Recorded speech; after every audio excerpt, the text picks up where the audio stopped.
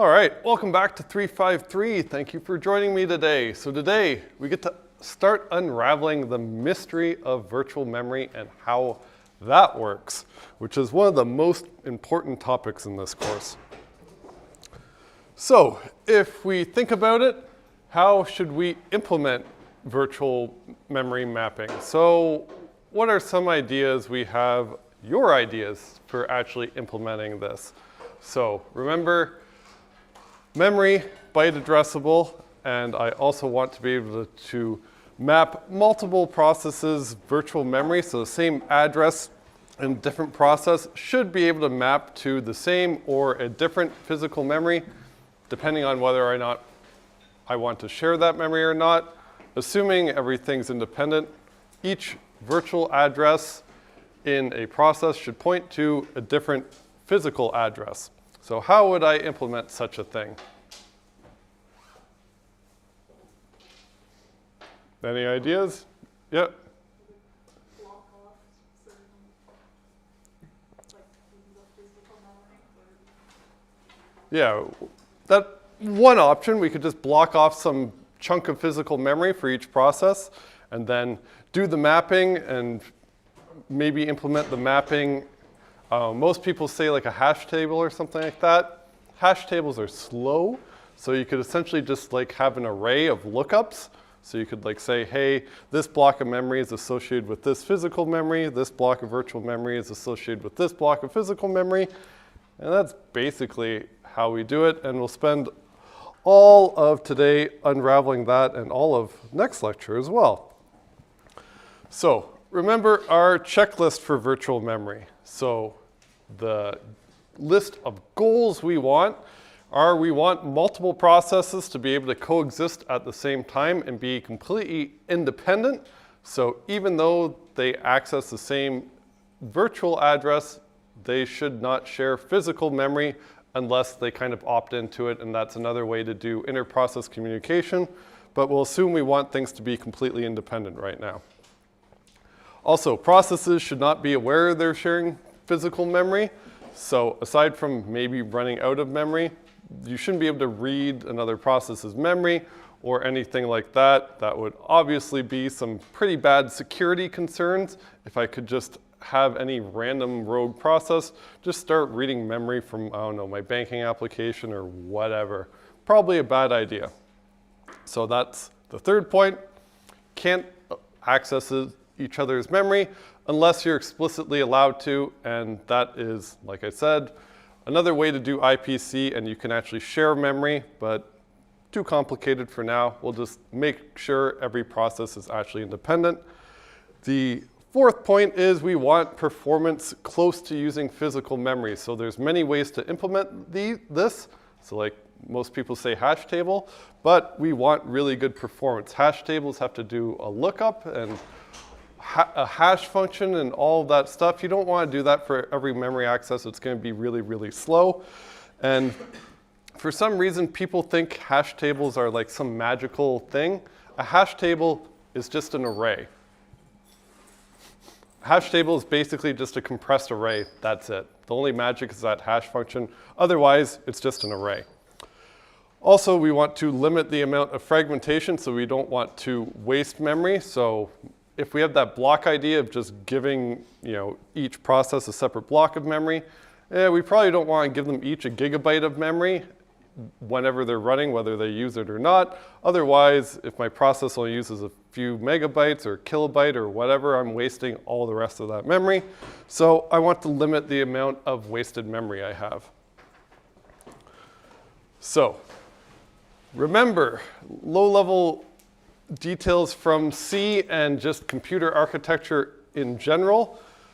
Remember, memory is byte addressable. So an address is basically just saying, hey, what byte number is this? What byte do I access? And we can only access memory 1 byte at a time as like the smallest unit we have. We can't access individual bits without just reading an entire byte and then messing around with the bits and writing them back out. So memory, 1 byte at a time. Should remember that at all times in any computing course. So just read and write 1 byte at a time at minimum. Each address, you can think of memory as just a gigantic byte array. And the address is basically the index into that array. So, all right. It's what? Week 4 and we're walking in the wrong class? That's not good. All right. So each address, it's like an index into a big byte array. Memory is basically just a big byte array, right? Any concerns about memory? We're all on the same thing. We all understand kind of what memory is because, well, we have to implement virtual memory now, so good to understand physical. So back in ye olden times, there was a way to implement it, and it was called segmentation, or just segmentations.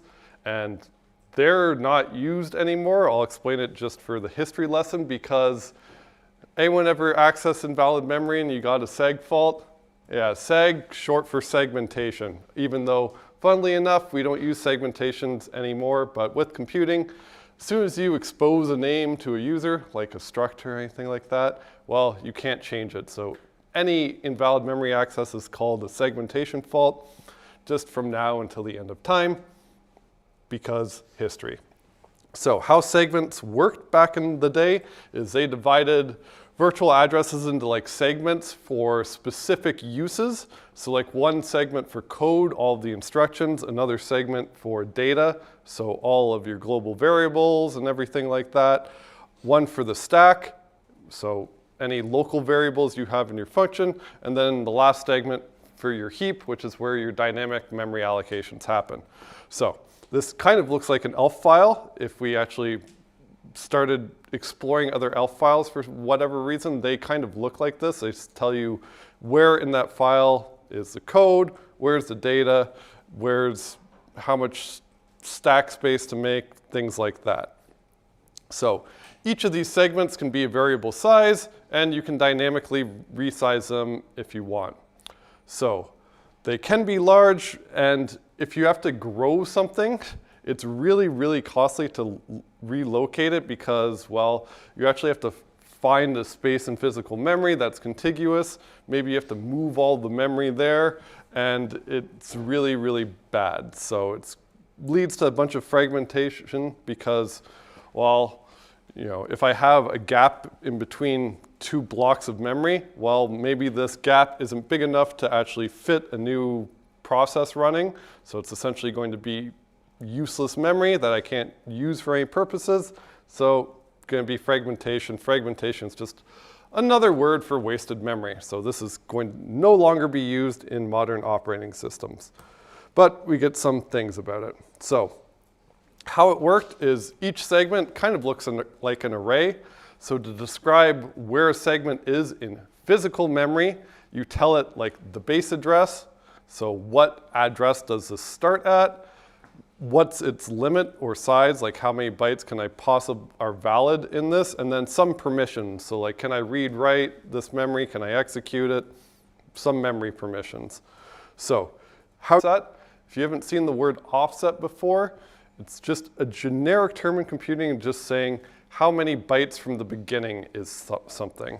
So like, if I had, I don't know, an array of ints, well, the first index 0 would start at byte 0, and an offset is always the byte number. So in that int array at index 1, well, that would be like the second element in that array, right? But it would begin, since ints are 4 bytes, it would begin at byte 4 off. So bytes 0 through 3 would be the first element, and then 4 through 7 would be the next one, so on and so forth. So the MMU is the memory management unit, which we'll go into details later when we talk about real virtual memory. But that's basically going to check that this offset that you are selecting the segment is within that limit. So it's like a valid byte to actually get. And then to get the physical address, it will just do the base address of that segment plus the offset you requested, do the permission checks, and if it fails, you get a segmentation fault. Otherwise, you get a valid physical address. So for example, this would be your memory address. It'd be like segment 1, and then colon, I want byte FF is 255. So in your memory management unit that the operating system would control, it might have information like, oh, segment 1, well, the base physical address for that is 2000 in hex, and it is 1 FF limit. So if we were to translate this, well, FF is less than 1 FF, so it's a valid byte. So to get the physical address, it's just the base address plus whatever byte you requested, which in this case was FF. So our final physical address is going to be 20FF. Yep. How come the base is 2 bytes and the limit is like 1.5 bytes? Oh, so the question is, why is the base 2 bytes and this 1.5 bytes? So I'm not saying how big they are. Like with normal numbers, they have leading zeros, so I'm not saying how big they are.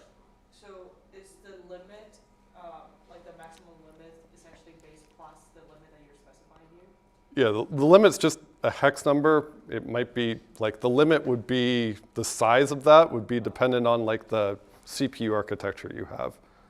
So like 32-bit memory, it would need to be up to 32 bits, 64-bit need to be 64. So when you calculate the maximum limit, do you do base plus limit? So the maximum limit is like how much memory is allocated for that section. Okay. So like the address is 2000 all the way up to 2001 FF would be the valid memory for segment 1. Okay. Yeah. Yeah, so Linux, if you look at the code, because x86, it doesn't get rid of segments. So if you have Intel or AMD laptop, segments still exist in hardware, but the Linux kernel, whenever it boots up, the first thing it's going to do is ignore them. So it sets every base to 0, just in case you decide to use this, because you could if you really wanted to, and then sets the limit equal to the maximum amount of memory you have. So it essentially just deletes segments so that it becomes useless. So, yep. So why are they still there? It's because x86, Intel, like everything has to be backwards compatible. So once it's there, you can't get rid of it, which Windows subscribes to, x86 does. If you want to get rid of it, you have to use an ARM processor. So our first insight we had was to divide memory into fixed size chunks.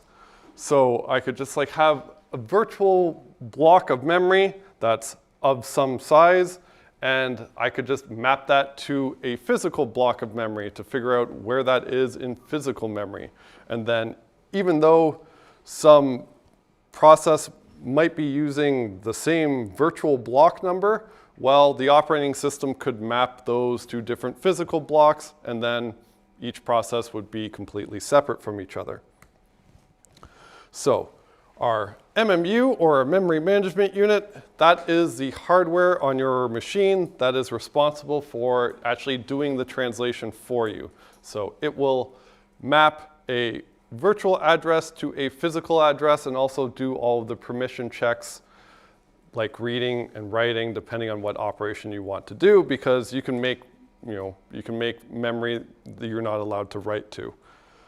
So one technique we can do is dividing memory into fixed size pages, and here the fixed size blocks that we had in the previous slides, well, we call them pages when it comes to virtual memory, and the page size we've been using since the 70s is that magical number I used before, 4096.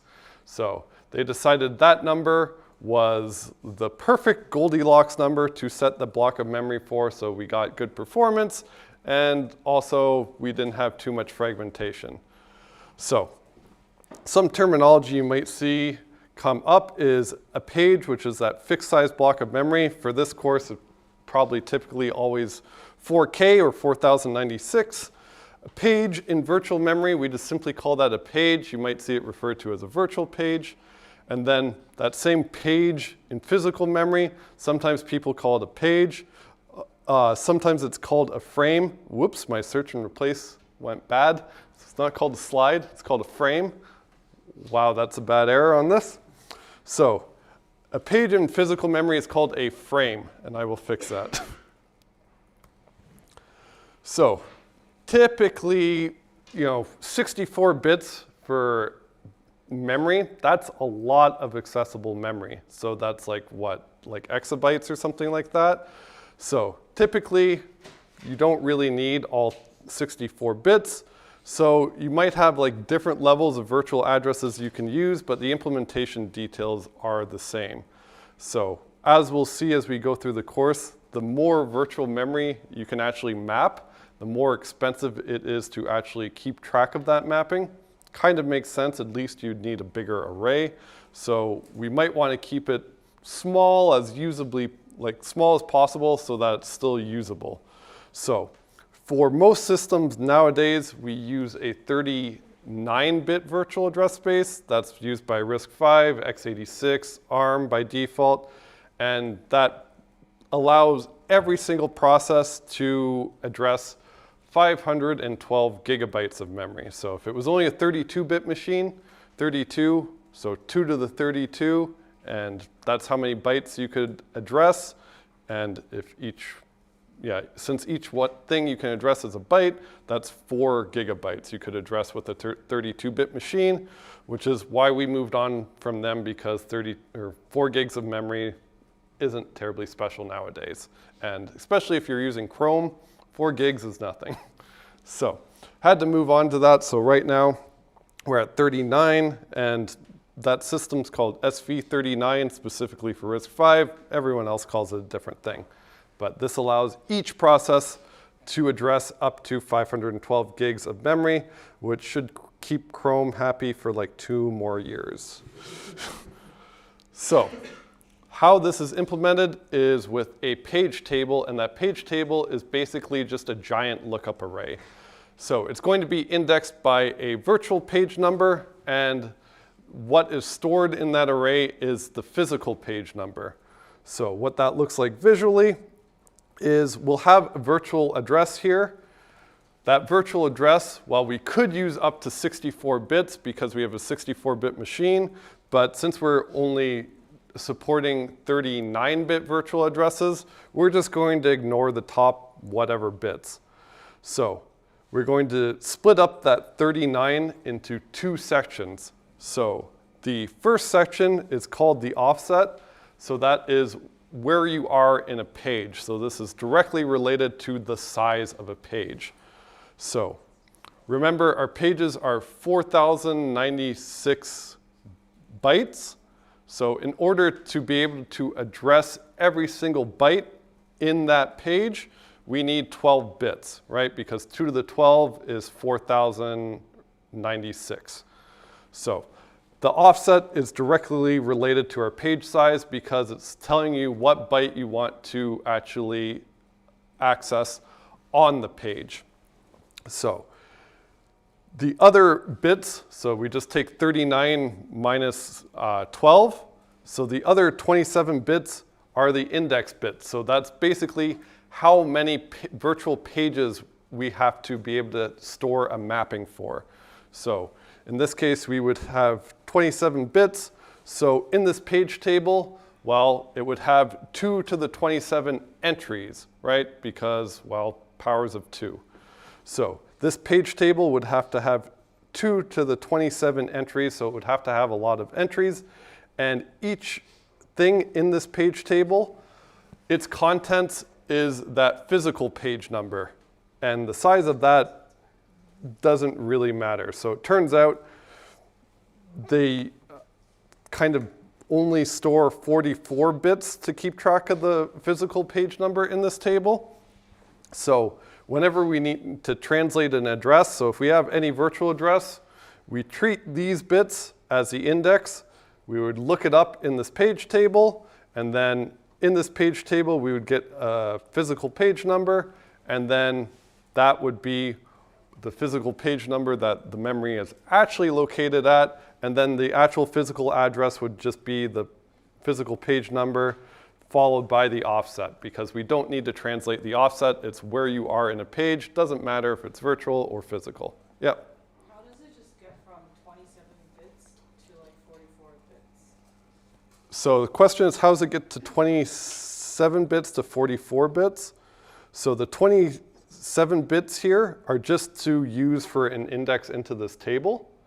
And then this table, each element can be any size we want. So like, you can think of it, it could be like an array of ints. So then each one would be 4 bytes. In this case, an int would be too small. So it's basically an array of like 8-byte entries. So each of them would be 64 bits. And turns out, I'll show you in the next slide why, but turns out we don't use all 64 bits, we only use 44 bits. Is this mapping process done through like heat map, or how do you decide like what's the address it gets mapped to in the physical memory? So this is just a big array. So the page table is just a big array. And the operating system would be the thing that manages that. And the MMU just uses that to do the translations. Yep. Do all processes share the same page table, or do they each have their own page table? Yeah, so that's a good question. Do each process share the same page table, or do they have their own? So that each process would have their own page table. So that's how we can take the same mapping, because if you had the same virtual address in 2 processes, well, it would be the same entry in the page table, right? But the only way to make them independent is I make each entry point to a different page. Yeah. The unused physical addresses, are they just reserved for like other operations that the computer may need? So the unused part of this is just, right now it's just undefined. It's for future use if they decide to extend anything. Right now it's just ignored on most machines. So there's some other space because, well, it's a 64-bit machine. So this is what, 12 plus 44, that's 56. So there's 6 bits left over that aren't used. And they just say, we'll just leave it for now and figure it out what to use them for later if we come up with any other bright ideas. But that's just an implementation thing. Yep. Do we actually use binary or like hexadecimal? Because I think we keep switching between the two. So do we, yeah, so the question, do we use binary or hexadecimal? I use what, they both mean the same thing, like it eventually goes to 1s and 0s. Okay. I use hex wherever it's convenient, and then whenever I'm forced to use binary, I use binary. Yep. So we mentioned that there was 39-bit virtual address space, which includes both the index and the offset. Yep. But so the amount of 512 gigabytes of address memory that you mentioned, is that essentially the size of the index or the size of the offset that determines that? So how much memory you can access is just all of these bits together. So, But some of them is reserved for index and some is reserved for offsets. so we take the address, so your virtual address would be 39 bits, right? And then the 39 bits get divided up like this. Because, well, this is like which byte in the page, and then this is what page. But there'd be in total 2 to the 39 bits we can address, or bytes we can address here, which is everything we can address. Yep.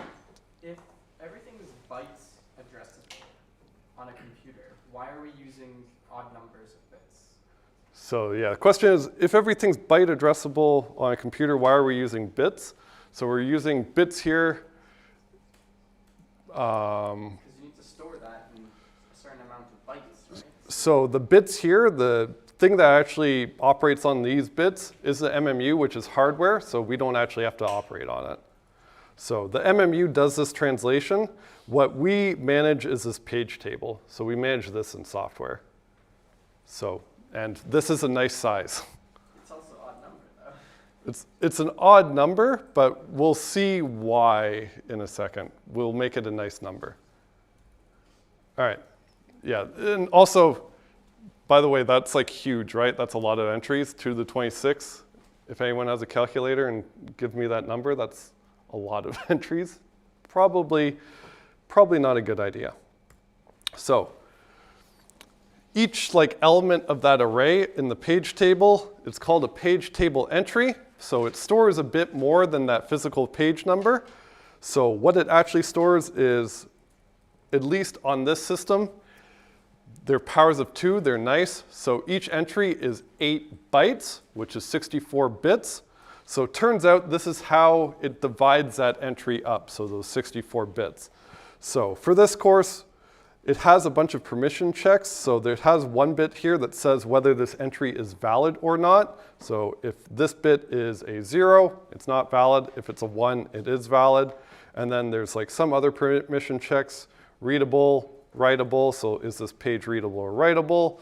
And is it executable? And that's probably all the flags we really have to be concerned about in this course. In fact, in this course, the only real flag we need to be aware of is this valid bit. It definitely has to be there. There's also some other bits on this architecture that make sure that, oh, this is only accessed in user mode. This is a global one. This is a dirty bit, which, yeah, don't worry about that term. We like weird terms here. So we'll get about what this dirty bit is later, maybe whether or not it's accessed. Then there's some bits here which are reserved for the supervisor use. So there's 2 bits that the kernel gets to play with. And guess what? When you do lab 3 and you actually kind of manage these entries, you get to use those bits for whatever you want as well. Then we have 44 bits, which is that physical page number.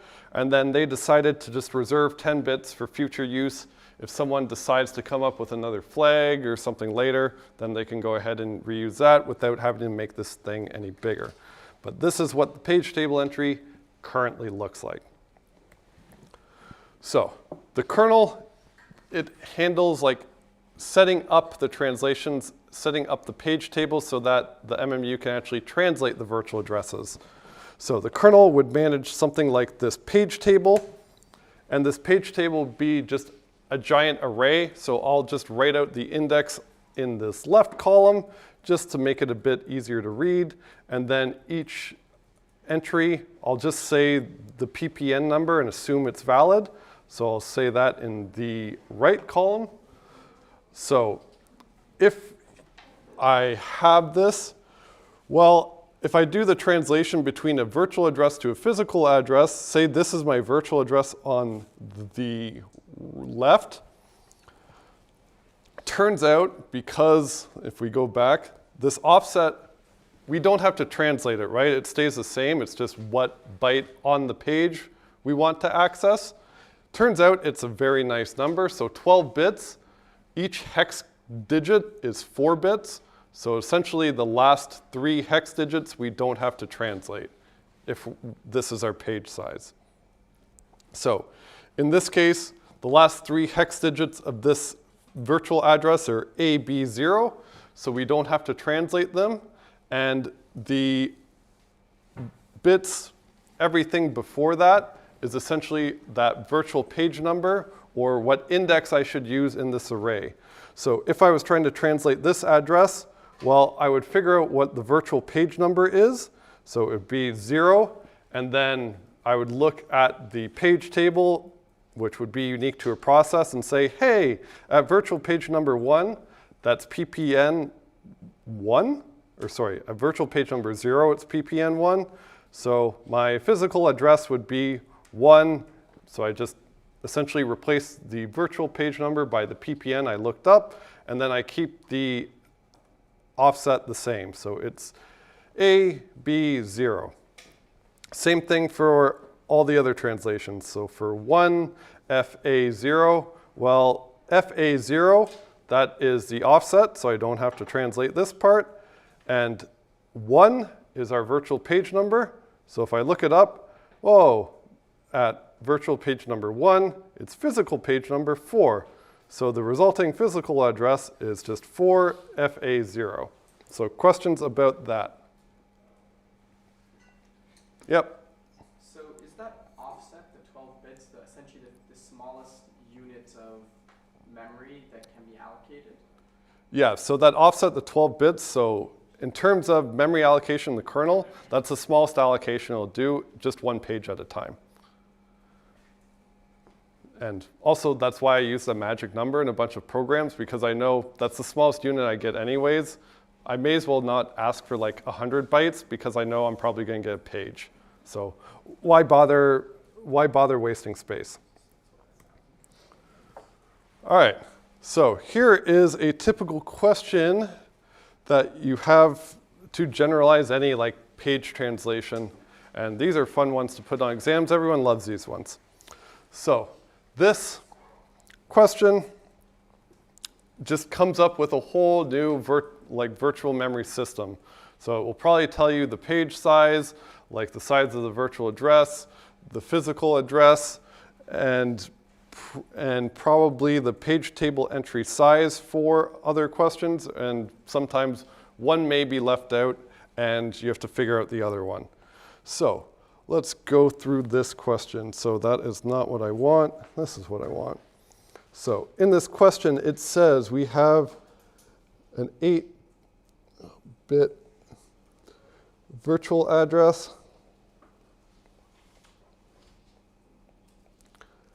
and we have a 10-bit physical address.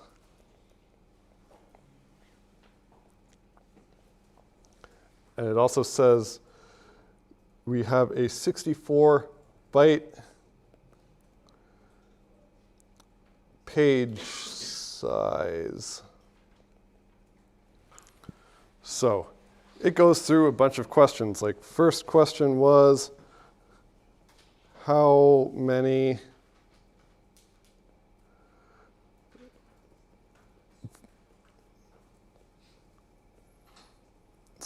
virtual pages are there?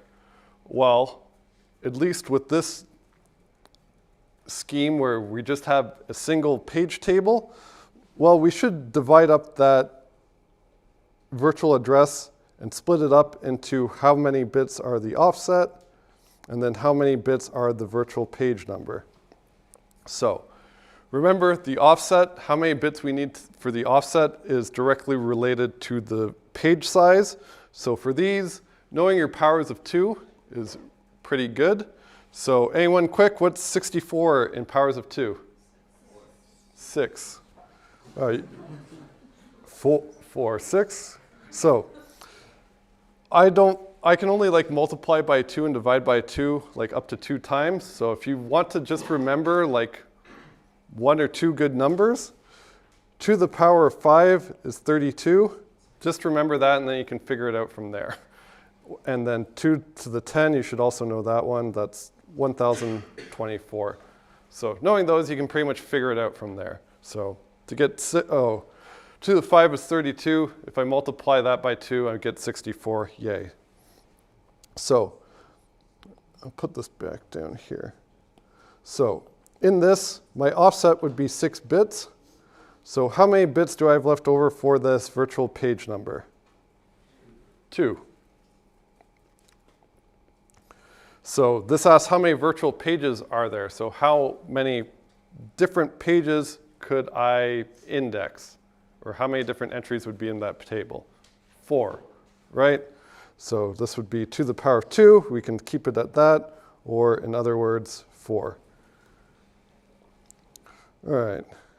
We are steamrolling. All right. Other question. How many physical pages? Oops.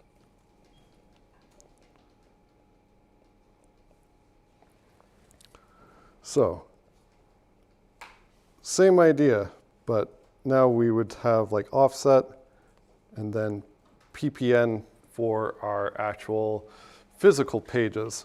So our offset would hopefully stay the same at 6 bits because that's our page size. So how many bits do I have left over for the ppn? 4. It's because I said right here, I have a 10-bit physical address size, so it's just 10 minus 6. So I have 4 bits left over for the ppn. And then to get the physical pages, same idea. I can actually have up to 2 to the 4 physical pages. So that would be 2 to the 4. Or if you do the shortcut, hey, 2 to the 5 is 32. And then, 1 less, I just have to divide by 2 once. That's 16. So I didn't have to remember that. All right, other one. Number 3 was how many entries in the page. So how many entries are there in the page table?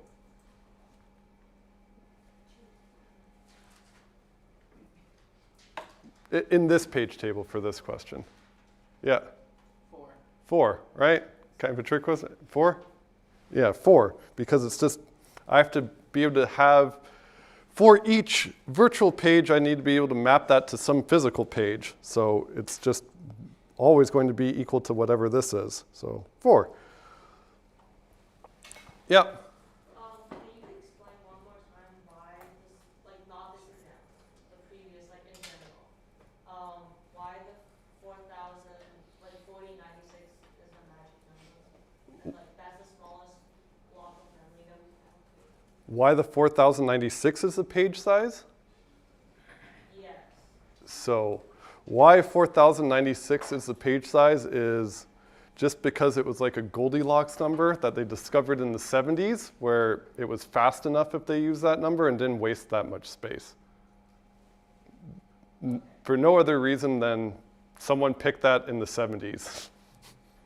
No, but you said something like that's the smallest like block of memory that we can allocate.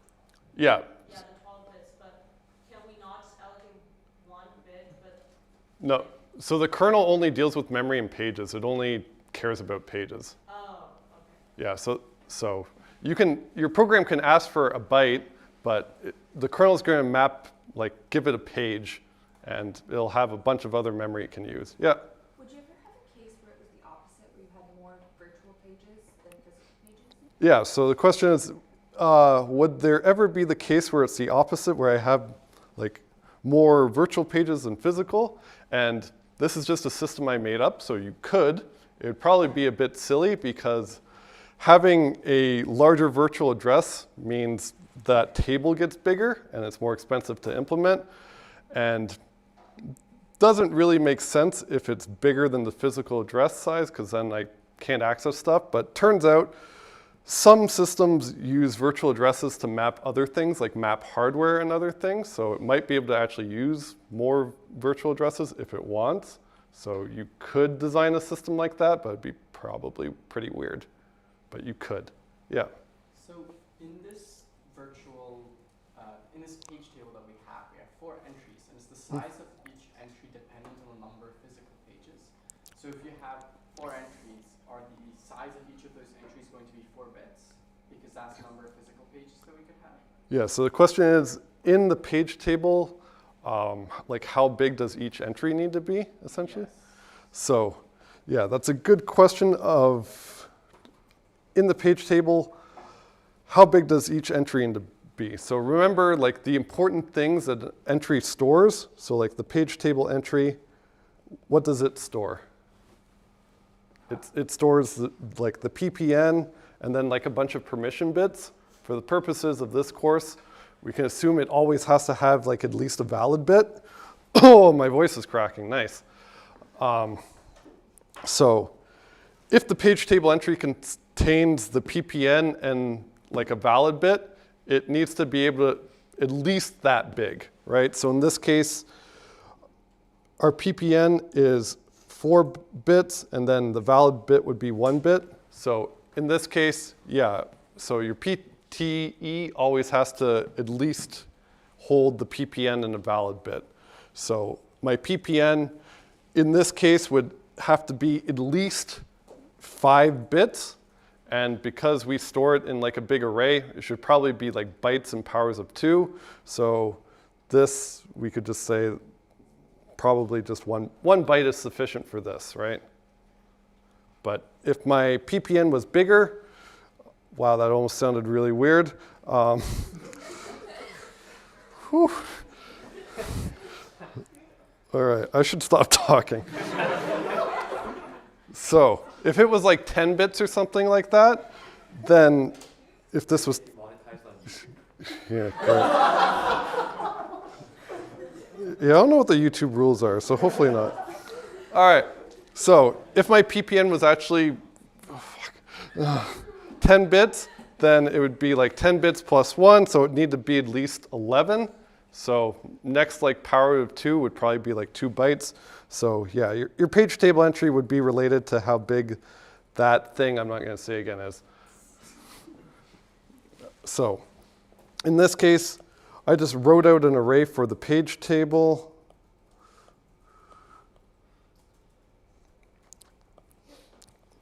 So in this case, my page table was like 2, 5. I just simplified it a bit where the page table just contains physical page numbers and not the valid bit, but a real one would have a valid bit as part of it. So this would be, you know, index 0, index 1, index 2, index 3. So if I want to translate the address,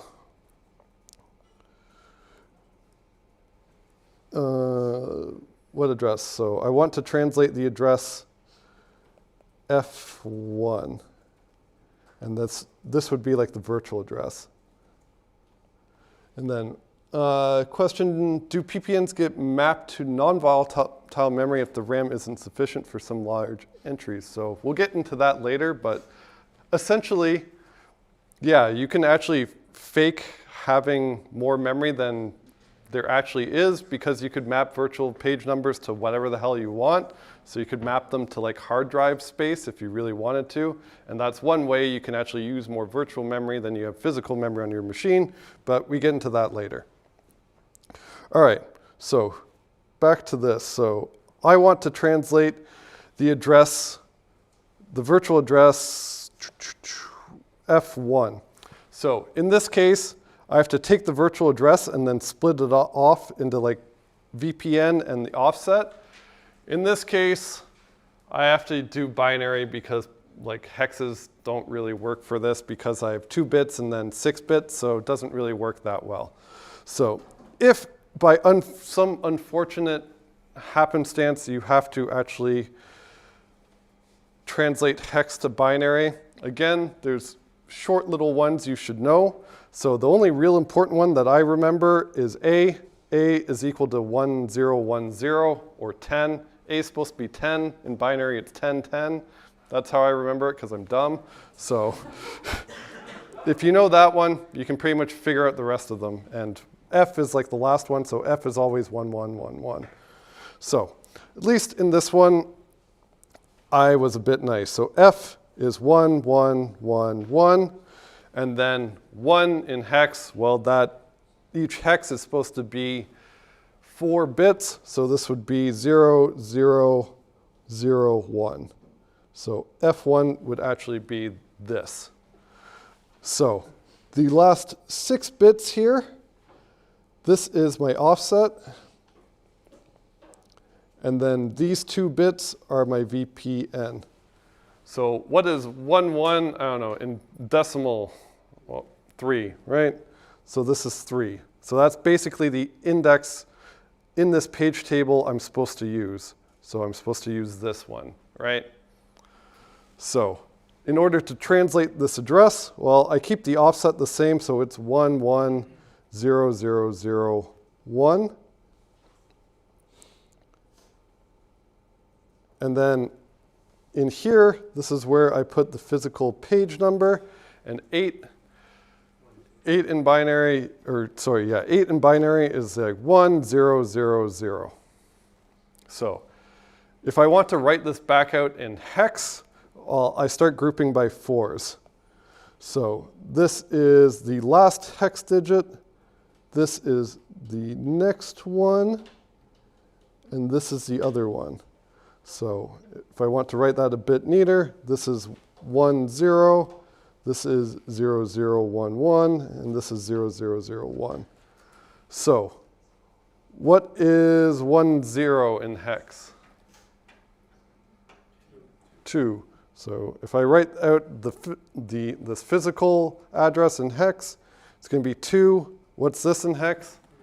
3. And then what's this in hex? 1.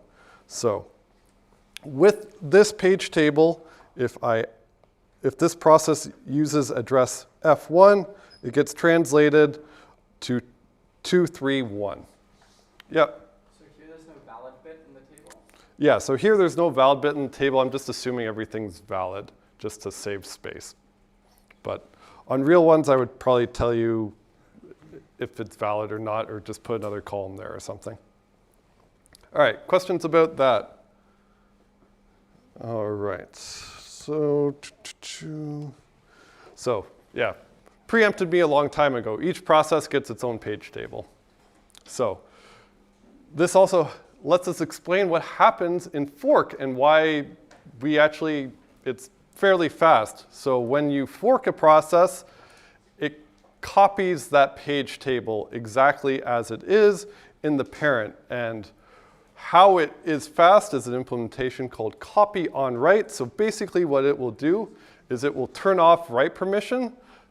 So if that new process tried to access the same virtual address, which would be the same physical address, then it would get an error. And then only at that time when it's trying to actually change something would we actually make a copy of that page. And then otherwise, they share memory, and it's really, really fast. So all we have to do is copy the page table.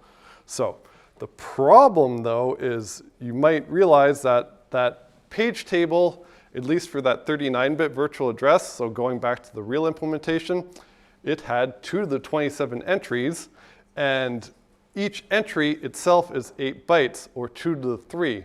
So if we figure out how much space that takes, well, that's 2 to the 30.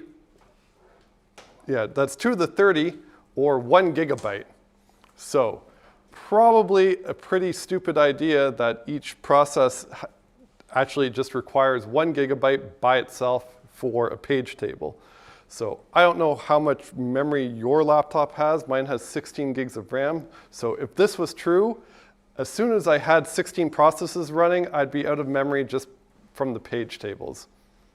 So obviously, that's not a thing. But if you actually read all the hardware documentation and everything, it actually magically does that. We do have 39-bit virtual addresses, and in this case, they map to 56-bit physical addresses, so that 10 bits to spare, so for future use, and our page size is actually the 4096, which is the size of the offset field. So, seems like a lot of work. So also in the sub-process lecture, right, we did a fork followed by an exec. So why the hell do we even need to copy the page tables anyways if we're essentially just resetting them whenever we exec something? So there's actually a way to control this. There's a separate system call called vfork. And what vfork will do is not bother to manage to copy the page tables. So that means if you do a vfork, by default, you share all the memory with the parent, and you can screw up your parent's memory. Like, okay, not any real-life analogy there. So technically, if you read the C documentation, it says if the child starts changing around memory, it's undefined behavior, good luck, you're on your own, you're probably screwed. So the reason they implemented that was only for like very performance-sensitive programs that just did fork exec, and that's it. So I don't really know why I went on this tangent, but there's some control you can do over it for what happens during a fork. Yep. When we did the fork bomb, we didn't run out of memory, did we? When we did the fork bomb, we did not run out of memory, no. So how was that possible? So how is that possible? So the page table turned out wasn't actually that big. So we'll get into that later. And question, is the child process marginally slower than its parent if it's not using vfork? So it'll take some time to set up the page tables, but that'll be done by the fork. And it will be, actually the first process to modify the memory will be slightly slower. Yeah, did you have another question? Okay, we're gonna be on virtual memory for the next lecture too, so don't worry about it. All right, so what we did today, used pages for memory translation, divided that memory into blocks, and we only have to translate once per block. We used page tables, which was basically a giant array of page table entries to access the PPN and flags. We should at least know there's a valid bit, and we have a new problem we get to solve in the next lecture, which is these page tables are stupidly huge. There's no way this actually is how it works, right? So with that, just remember, I'm pulling for you. We're all in this together.